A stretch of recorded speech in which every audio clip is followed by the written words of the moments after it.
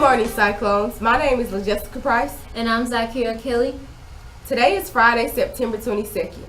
Happy fall, y'all. The high will be 86 and the low will be 64. Today's lunch menu includes a choice of double cheeseburgers or hot ham and cheese. If you have previously taken or are enrolled in a family consumer science course this semester, you are eligible to join FCCLA. Stop by room G5 and see Miss Larissa Thompson for an application or to pay the dues of $20. If you received a form from the school nurse, please return it today. ROTC will host a 5K run or walk for breast cancer awareness on October 14th. Entry fee is $15 and a free t-shirt will be given to a breast cancer survivor. Juniors, if you are planning to attend a four-year college, you can benefit by taking the PSAT. Take $16 to Miss Darby in the guidance office. The results from this testing are used for the National Merit Scholarships, among other scholarships. The deadline to register is Wednesday. Seniors, the Regional College Fair in Winthrop University is on October 16th. If you would like to go that morning and visit over 80 colleges and universities, go by the guidance office to sign up and receive a permission slip. You must have at least a 2.0 GPA and have no suspensions this year to be eligible to attend. Space is limited. The deadline to sign up for the exciting trip to Puerto Rico is next Friday.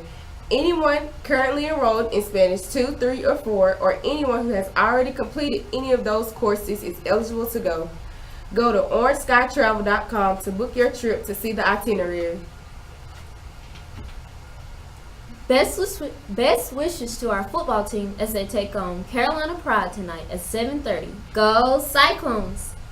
Finally, do you feel anonymous when you're online, especially if you use your nickname or a made-up name? There are still ways for your identity to be shared or revealed and for you to be found by anyone. Here is one example. At her school soccer game, Sarah noticed the man smiling at her. She smiled back and didn't think anything of it. The man had done his homework well and chosen this moment carefully. During their months of online conversations, Sarah had told him she was in the 7th grade, that she played soccer and her team came in second in the state championships, that her uniform was purple and black and she wore the number 12, and her online profile provided the state she lived in. After the soccer match, the man followed Sarah home. He already knew her parents would not be home until 6:30. Later that evening, the doorbell rang. Sarah's father called her downstairs.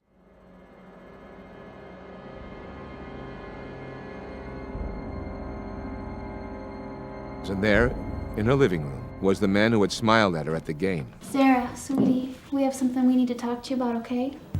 Okay. This man says he knows you. You've been talking to him on the internet? No, I only talk to kids my age.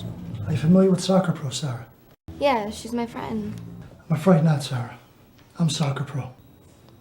I'm also Detective Tom Adams of the LAPD Internet Division. Come on, sit down. Let me talk to you for a moment.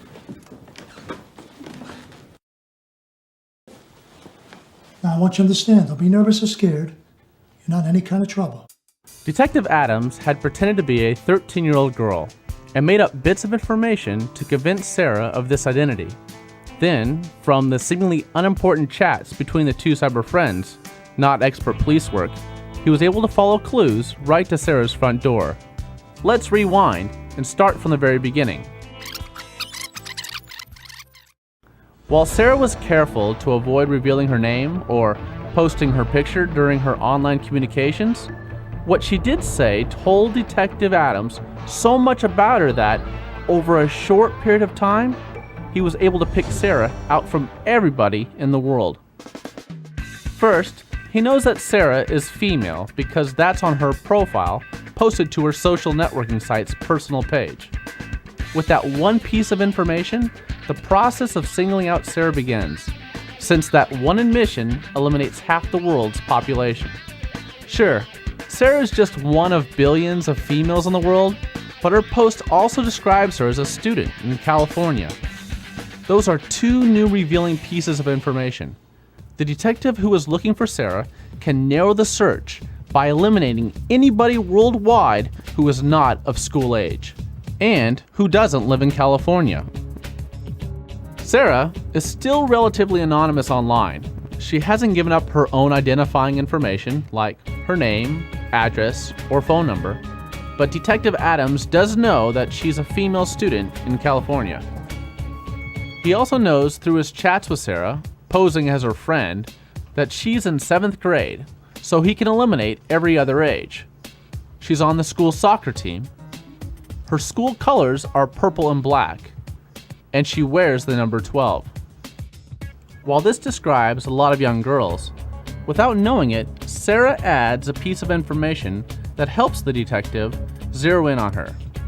During one chat with a person thought to be her friend, Sarah's news that her school came in 2nd in the state soccer championships led Detective Adams to her school. Putting California, 7th grade soccer team, state championships, 2nd place, school colors purple and black, all into a search engine reveals the name of Sarah's school. From being anonymous online among more than 1 billion people, now Sarah is exposed as one of 20 on her school soccer team. By visiting the school's website, Detective Adams found pictures of the soccer team, including one that identified number 12 as Sarah.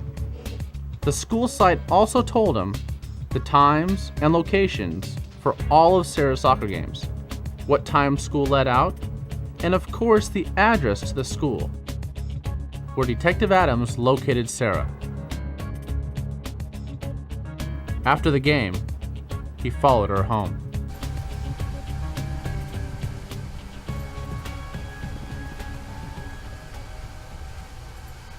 Think before you post. Thank you and have a fabulous Friday.